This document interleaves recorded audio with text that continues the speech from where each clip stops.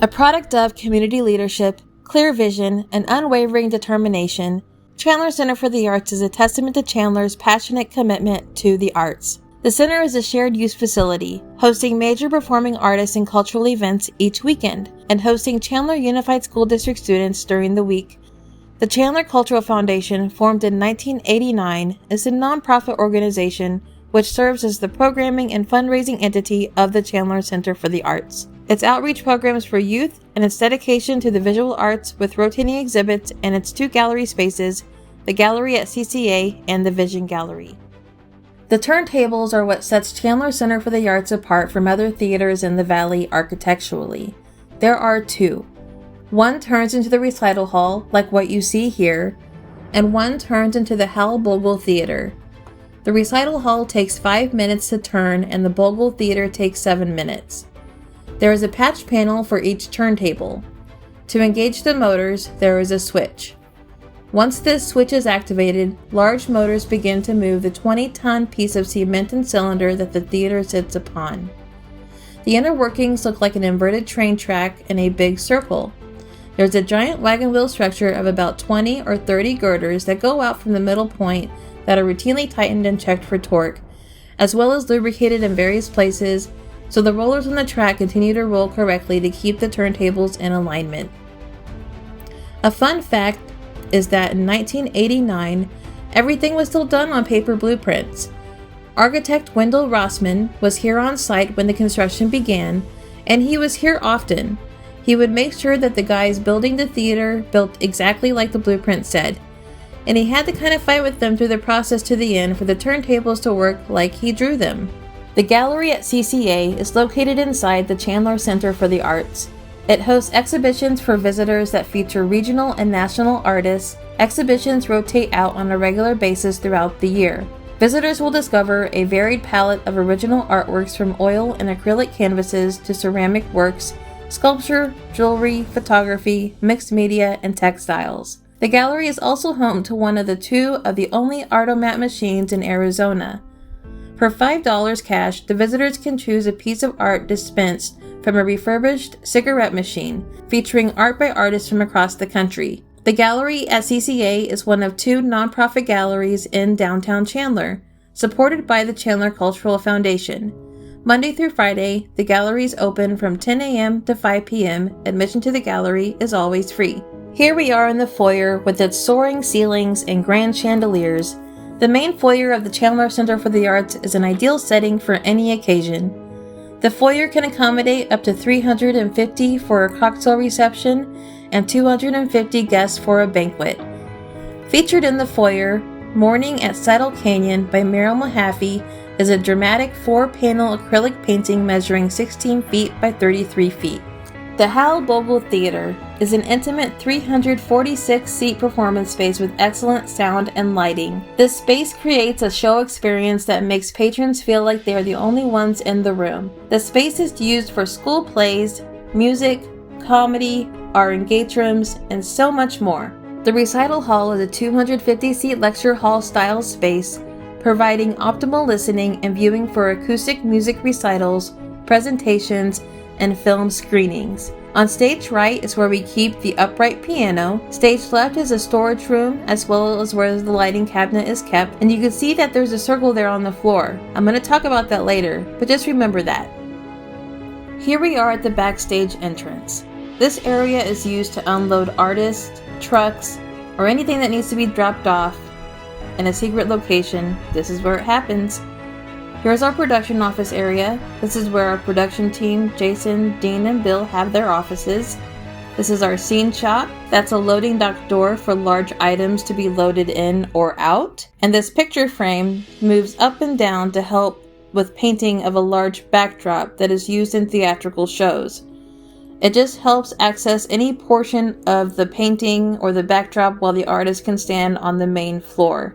And also here in the scene shop, we have machinery that can help build set pieces for theatrical shows. Most scenery that is built is called flats. It's a theatrical scenery which normally painted in position on stage to give the appearance of buildings or background flats.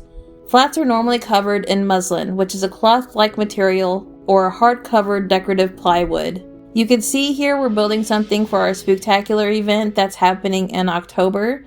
The theme is The Price is Dead Wrong. And then here we have a little storage room where we have various tools, power strips, adapters, cables, etc.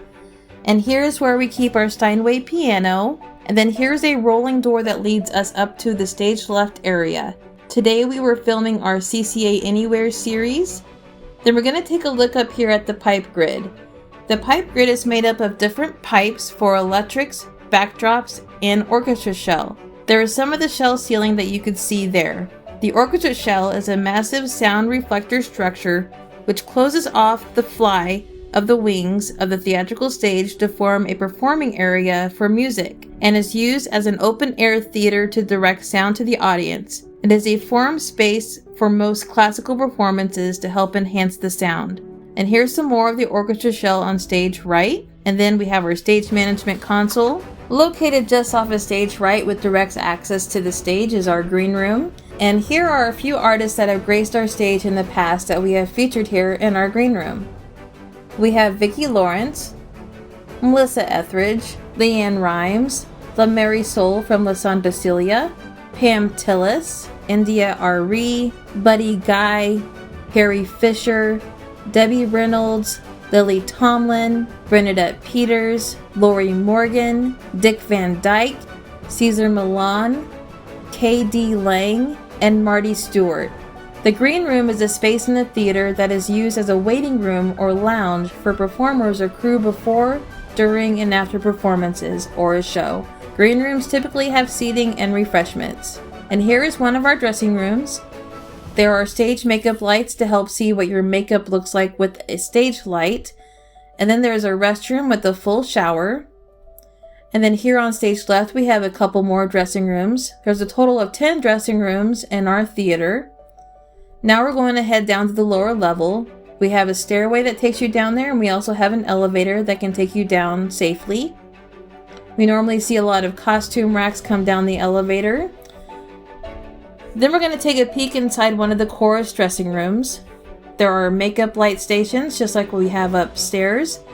But this is a chorus room for a large group, and all chorus dressing rooms are identical in the downstairs area.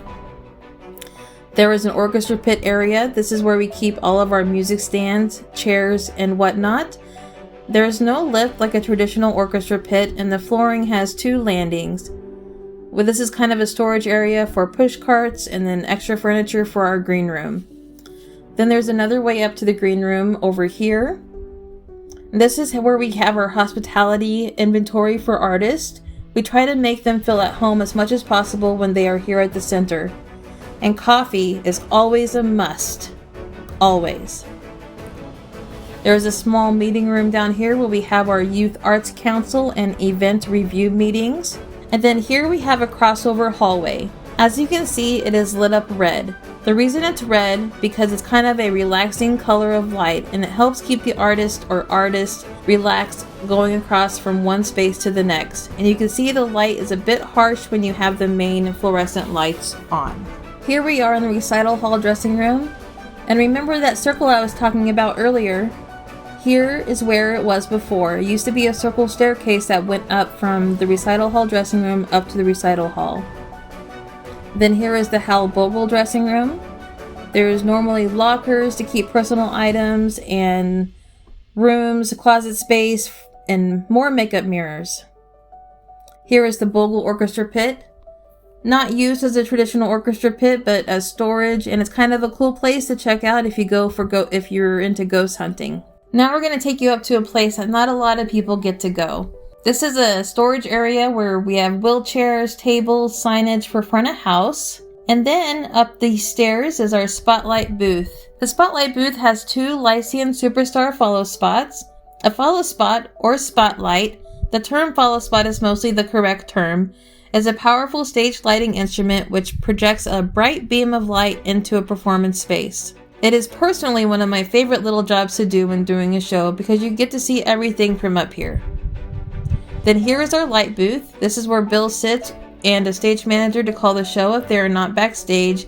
And that's where we were up in the light booth. And we're going to take a look behind where Jason sits. And this is our sound booth area. So if you're running sound, this is what it looks like from here. And last but not least, our main stage theater. It is the center's largest theater with a turntable seating design. It can allow for an intimate event of 800 seats or a max capacity of 1,500 seats. The main theater can host concerts, dance performances, conferences, filming, and engagements. Here's a little bit of history about the ghost light. The practical use of a ghost light is for safety. The ghost light enables one to navigate the theater, to find the lighting control console, and to avoid accidents such as falling into the orchestra pit, stepping on, or tripping over set pieces. There is an unsubstantiated story of a burglar who tripped on a dark stage, broke his leg, and sued the theater for damages. Some claim that the tradition began in the days of gaslit theaters when dim gas lights were left burning to relieve pressure on the gas valves. Aside from its obvious practical purpose, there are a number of superstitions associated with the origin and purpose of ghost lights. The superstitions have various justifications for a ghost light in relation to the supernatural. A popular theater superstition holds that every theater has a ghost, and some theaters have a tradition to appease ghosts that reach far back into their history. For example, the Palace Theatre in London keeps 2 seats in their balcony permanently bolted open to provide seating for their theater ghost. Similar superstitions hold that ghost lights provide opportunities for ghosts to perform on stage. That's appeasing them and preventing them from crossing the theater or sabotaging the set or production. This is also used to explain the traditional 1 day a week that theaters are closed.